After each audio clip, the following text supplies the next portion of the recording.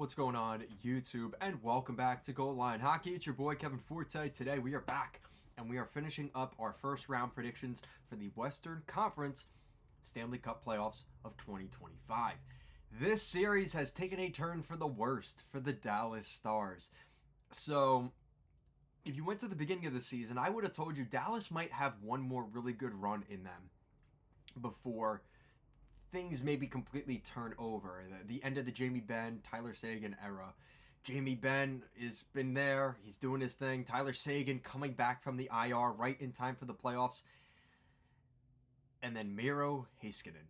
That just completely changed the way I look at this series. You ask me yesterday morning, if I made this video yesterday morning, I would have had a different answer for this series than I do now. It is that big of a difference. Miro Heiskanen, right at the end of the season, gets injured. It's a knee injury, and according to Sean Shapiro, he's expected to miss Game 1 of the Stanley Cup playoffs against the Colorado Avalanche and is likely to return later in the series. We are talking about a knee injury. How much is that going to hamper Miro Heiskanen's ability to play at his best? And the Dallas Stars need him at his best. He is the best player on the Dallas Stars. He's the best defenseman on this team. He is the best player on this team. This is a huge loss. Now, it also doesn't help that we saw a lower body injury in the second period for Jason Robertson. And the way things kind of look now, no Robertson, no Heiskanen. This could be a huge issue for the Dallas Stars. And I'm not making excuses for the Dallas Stars because those are those are big name players, right? Like let's not, that's like saying Edmonton's without Connor McDavid or Draisaitl, right? Yeah, that's going to play a factor. I don't care how good the team is around that. You not having those players would make a difference for any team. That's kind of the case here for Heiskanen and Robertson.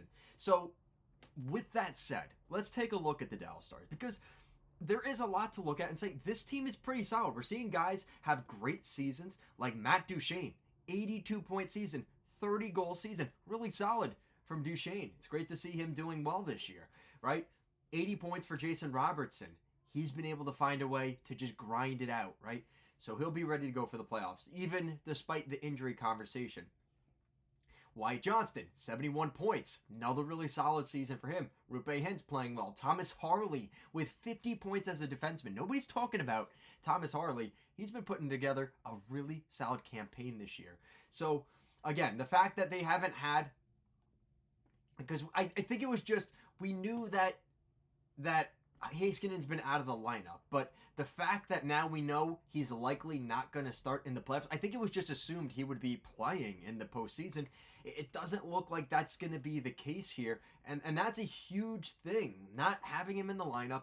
And even when he comes back healthy, he hasn't played in months. It's been a while since Miro Heiskanen has played, so this is going to be kind of a tough blow if the Dallas Stars don't have him back.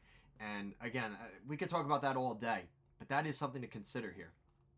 Goaltending, this is going to be a key factor. Jake Ottinger with a .909 save percentage through 58 games. Casey DeSmith technically has better numbers. His save percentage actually is a .915. He's played better than Ottinger this season. But playoff Jake Ottinger, we've seen it before. That series against Calgary a couple years ago, he can drag them pretty far on a playoff run. It is possible. So keep that in mind here throughout this series. As much as we're talking about Colorado being favored here, if Jake Ottinger is just a stone wall, iron gate, it doesn't matter how good Colorado could be in this series. Goals for, fourth best in the National Hockey League. Again, a lot of that's on the back of guys like Wyatt Johnston, Jason Robertson, Duchene playing well. Those guys are scoring goals. Their goals against, it's sixth best in the National Hockey League. So top 10 in both those categories.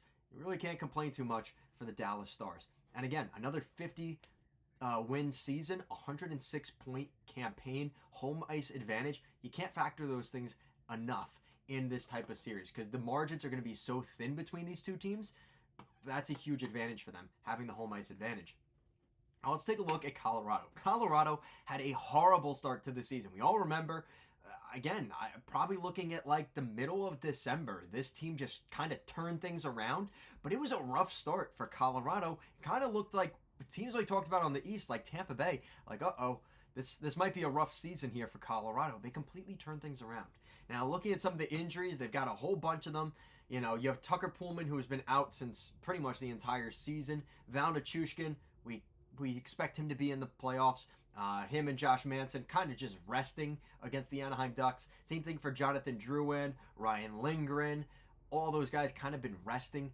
Landeskog, he did get recalled from his conditioning stint, so we expect him to be back this time around for the Colorado Avalanche, which is really exciting.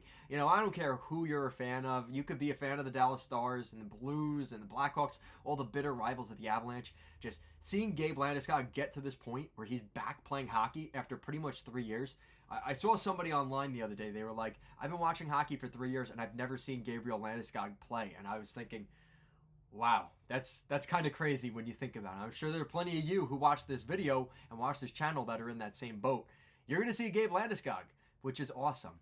Hopefully he's similar to what he was. He won't be the same version, but similar. We'll take any bit of Landeskog that we can left. But with that said, he'll be back. Looking at the special teams for the Avs, 79% on the penalty kill. That's slightly above average. That's all right, because their power play is really solid. Top 10 in the league, over 24% on the power play. So they have a really good power play. Again, no surprises, because you look at the talent on this team. Shouldn't surprise anybody that they have what they have on the power play. Nathan MacKinnon leads the NHL in assists. He's got 84 assists this season, right toward the top of the league, right up there with Kucherov, 116 points this season. Makar with 92 points this season. Mikko Rantanen, we'll talk about that in a minute. I purposely didn't talk about him when he talked about Dallas. He is still third on the team in points with 64. Through 49 games with Colorado, he has 64 points. Devon Toews, Arturi Lehkonen, Jonathan Drouin, Casey Middlestat, all those guys kind of filling things out for the Colorado Avalanche. And, everybody's talking about the whole thing here with the fact that Mikko Rantanen is playing his former team. Val Nichushkin spent a decent amount of time in his NHL career with the Dallas Stars, and so did Joel Kiviranta, who is also on the Colorado Avalanche. So everybody, the talk this playoffs is all about everything that kind of revolves around Mikko Rantanen playing his former team. There's a couple of other guys on the Avalanche playing their former foe in Dallas. So keep that in mind throughout this series as well. So obviously there's that. Again, we want to talk about Colorado. This is another really solid defense, just very defensively minded in the best of ways. And I think that that's something that can help them through this series. And I think when you look at trying to shut down the top players on Dallas, like Duchesne, I think there's a little bit more of that secondary depth on Colorado than there is in Dallas. It seems like there's more of that quick drop off. And I'm more confident in seeing a guy like Drouin or Lehkonen obviously Lehkonen, we've seen him score big goals in the playoffs recently.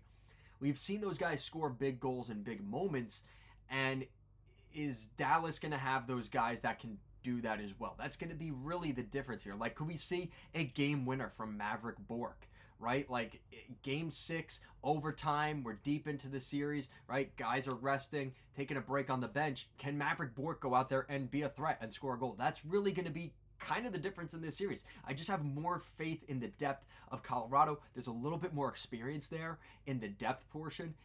Both really solid teams. Like, there's a reason why Dallas has 50 wins this season. They've earned that right to get the home ice advantage in this series. I just think the hotter team going into this series is the Colorado Avalanche. They're just the team to beat right now, and I think they have a lot of things going their way. Miro Heiskanen is out for Dallas, which is huge. Gabe Landeskog comes back. And obviously the whole thing around Mikko Rantanen. Mikko Rantanen playing his former team. We don't know the whole details about the contract situation in his time with Colorado. It sounded more like he just didn't want to re-sign with the Colorado Avalanche. Ends up going to Dallas. He's playing them in the first round. He's going to hear boos when he goes back up there to Ball Arena. Welcome to the NHL. Welcome to the noise. He's going to be taking a lot of that. He has to embrace it, and he could be a difference maker in this series because of what he's done for the Colorado Avalanche in his career. That's why Dallas signed this guy. That's why they brought him in, because they know what he's capable of. I truly believe if Mikko Rantanen is to kind of overcome this is the best case scenario for him. He gets to take on his former team. He's probably still not fully over the whole situation leaving Colorado, just how quick. Maybe it was a little bit of negotiation tactics by him and his agent, like, no, we don't want to take the first offer, and then boom, he's gone. I think there was some of that in the conversation, and I think he's still getting over that. This is a good way to kind of, it's kind of cathartic for him to get over this situation by just facing it head on, playing them in the first round of the playoffs. If they win this series, it would make it that much better. But honestly, looking at this matchup, I am going with the Colorado Avalanche winning this series. Not even in 7 games. I think in 6 games. I think Colorado wins this series. I think they just have the more well-rounded team right now. And if I was pretty much certain Miro Heiskanen would be in the lineup, I didn't even really consider that he wouldn't be playing because that's been kind of the talk. They're just waiting till the playoffs. And Tyler Seguin's going to come back. It looked great. And then just like that, just absolutely fell apart. So hopefully Heiskanen plays in this series because he is probably the best defenseman in the National Hockey League right now, up there with Cale Makar. And it's nice seeing those two kind of play each other. Maybe not head on because it's more so forward versus defense, but watching them on the ice together, it is really incredible. And we might be robbed of that in the 2025 playoffs. But with that said, Colorado winning this series in 6, and Mikko Rantanen, he might be regretting that situation. We're going to find out. But let me know what you guys think down below of this series. Make sure to like, comment, share, and subscribe. And I'll see you guys again next time.